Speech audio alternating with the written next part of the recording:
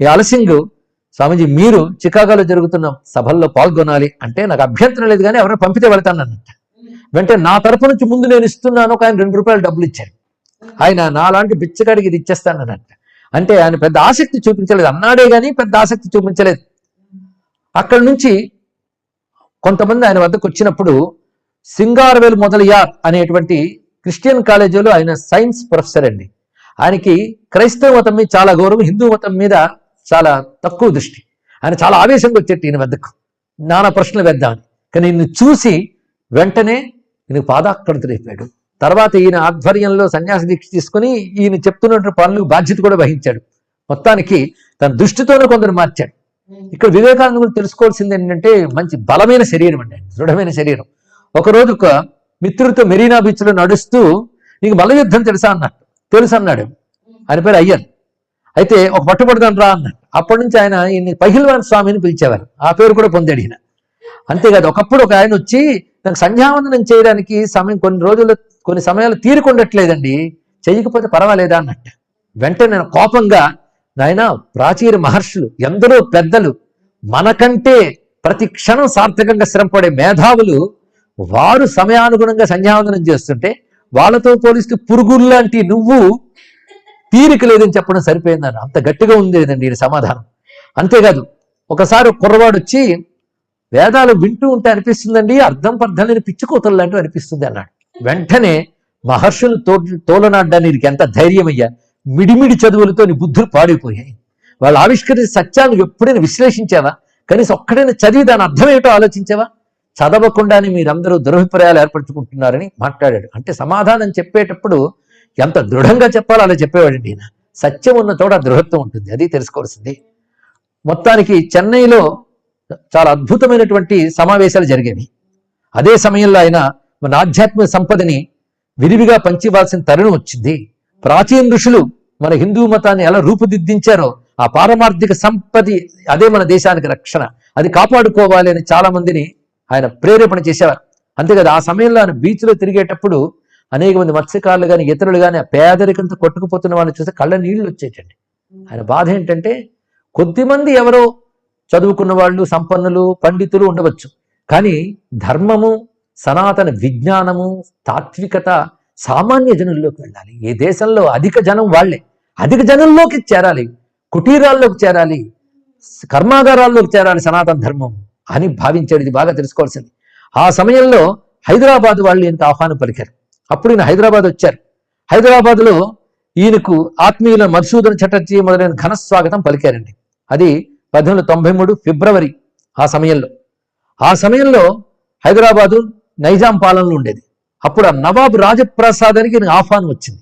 ఎందుకంటే నిజాం బావమరిది నవాబ్ బహదూర్ సర్ ఖుర్షీద్ ఝా, ఆయనకు అంతరంగ కార్యదర్శి మాత్రమే కాకుండా మంచి ప్రధానమైన పాత్ర కలిగిన వాడు హైదరాబాద్లో. ఆయన వివేకానంద పట్ల ఆకర్షితుడై ఆయన పిలిచి, ఆయన హిందూ మతం మీద గౌరవం ఉంది, హిమాలయాల నుంచి కన్యాకుమారి వరకు అనేక పుణ్యతీర్థాలు దర్శించట. ఆయనకి విగ్రహారాధన మొదలైన వాటి పట్ల ఉన్న దురభిప్రాయాన్ని వివేకానంద సంభాషణతో పోగొట్టాడు. తనకి సనాతన ధర్మం మీద గౌరవం వచ్చిందని. కొంతమంది పరాయి పాలకుల్లో కూడా ఈ దేశంపై, ధర్మంపై గౌరవం ఉంది. వాళ్ళది వాళ్ళు పాటించేవారు, ఇతరులను గౌరవించేవాళ్ళు. అలాంటి మంచి వాళ్ళు కూడా ఉంటూ ఉంటారు ఒక్కొక్కసారి కొన్ని మతాల్లో. అయితే ఆయనతో ప్రస్తావన వచ్చింది నేను విదేశాలకు పంపాలి అని. అప్పుడు అలా పంపినట్లయితే నేను ₹1000 ఇస్తానని చెప్పాట ఆ రోజుల్లోనండి. ఆ సమయంలోనే హైదరాబాద్ నగరంలో మెహబూబ్ కళాశాలలో మొట్టమొదటిగా ఆయన పాశ్చాత్యానికి వెళ్ళడంలో నా ఉద్దేశం అనే దాని మీద ప్రసంగించాడు. ఎందుకు విదేశాలకు వెళ్ళాలి అనే దాని మీద ఆయన మాట్లాడాడు. ఆ ప్రసంగంలో కొంతమంది బ్రిటిషర్స్ పాల్గొన్నారండి. ఈ దేశంలో బ్రిటిషర్స్ కూడా వచ్చారు. వాళ్ళు ఆశ్చర్యపోయారు, ఓ ఇంత గొప్పదా సనాతన ధర్మని. అలా చెప్పారు. హిందూ మతం ప్రాశస్త్యం, అదేవిధంగా మన వేదాంత భావనలు, మన సంస్కృతి, పురాణాలు బోధించే ఆదర్శాలు, వీటన్నిటి గురించి ఆయన ఉపన్యసించాడు. సుమారు 1000 మంది పాల్గొన్నారు ఆ సభలో. ఆ తర్వాత ఆయన తిరిగి చెన్నైకి వెళ్ళారు. దీనితో ఆయనకి విదేశాలకు వెళ్ళాలి అనే విషయం మీద దృఢమైనటువంటి అభిప్రాయం అయింది. దానితో చాలా మంది అలసింగ్ ఆయన యొక్క నేతృత్వంలో అనేక మంది డబ్బును కూడబెట్టారు. కానీ ఈయనకి ఒకవైపు ఎంత ప్రేరేపిస్తున్న వెళ్ళాలనిపిస్తోంది, కానీ మరోవైపు వెళ్ళాలని ఆసక్తి లేదండి. ఎందుకంటే ఈయన అంతర్ముఖత్వం మీద ఎక్కువ ఆసక్తి.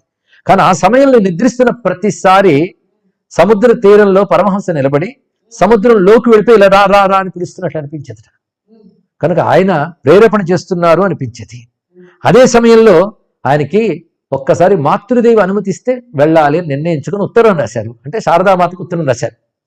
ఆమె నీ ఉత్తరం నాకు అందింది, ఏం చేయాలని ఆలోచిస్తూ ఉంటే నాకు పరమహంస దర్శనమైంది, వెళ్ళమని ప్రేరణే నాకు కనబడింది, కనుక నువ్వు వెళ్ళాలి అని చెప్పగానే అమ్మ అనుమతి అయ్యింది అని చెప్పి ఆయన సిద్ధమయ్యారు. మార్చి ఏప్రిల్ ఈ మాసాల్లో చెన్నైలో శ్రేయోభిలాషులందరూ అలసింగ పెరుమాళ్ నేతృత్వంలో వాళ్ళు ధనం పోగు చేశారని. అప్పటికి కొందరు రాజులు మాట ఇస్తామన్నారు కానీ వాళ్ళు తర్వాత చేయలేదు. ఆయన మాట అంటారు, అదే రాజపుత్ర రాజులు అయితే మాట నిలుపుకునేవారు కానీ దక్షిణాది రాజులకు అది చేత కాదనేవారు. మొత్తానికి వాళ్ళందరూ ధనం చేకూర్చారు. అది చేకూర్చారని తెలిసాక అప్పుడు మాట ఇచ్చిన కొందరు రాజులు కూడా ఆర్థిక సహాయం చేశారు. దానితో ఆయన వెళ్ళడానికి ఏర్పాటైంది. ఈ లోపల ఆయనకు అత్యంత ప్రీతిపాత్రుడైన ఖేత్రి మహారాజు మొదట ఈయన అక్కడికి వెళ్ళినప్పుడు ఆయన సంతానం లేదు. ఆ విషయం చెప్పుకుంటే కలుగుతారు లేని ఆయన ఆశీర్వదించారు విదిశానంద. ఈయన సంతానం కలిగింది. ఆ నామకరణోత్సవం చేస్తున్నా మీరు రావాలన్నారు.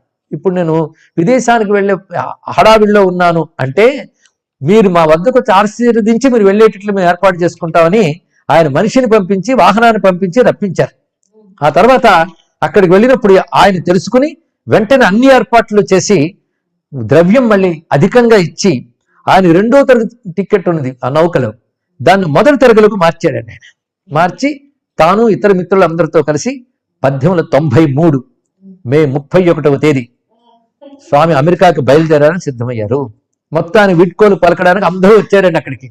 కానీ ఆ రోజుల్లో ఏకాకిగా ఆయన ఒక్కడు బయలుదేరాడు. ఇక్కడ నెమ్మదిగా నౌక కదిలింది, తీరాన్ని వదిలింది, సముద్రంలోకి వెళుతోంది. ఆయన ఒక్కసారి తలంచుకుంటున్నారు. ఎవరిని అంటే మొట్టమొదటి తలుచుకున్నారట భవతారిణిని, అంటే కాళీదేవిని. తన గురుదేవుని తలుచుకున్నారు, శారదామాతను తలుచుకున్నారు, సోదర శిష్యులను తలుచుకున్నారు. వెళుతున్నారు. ఒంటరిగా వెళుతున్నారా? కాదు, ఆయన వెంట భారతీయ ఆత్మ వెళుతోంది, గురువుల అనుగ్రహం వెళుతోంది.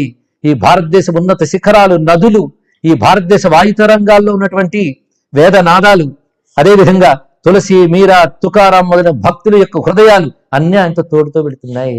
అన్నిటికీ మించి రామకృష్ణ అనుగ్రహం తోడు పెడుతోంది. ఆయన షికాగో నగరం ప్రయాణం చేస్తున్నారు. ఆ విషయాలు రేపు తెలుసుకుందాం.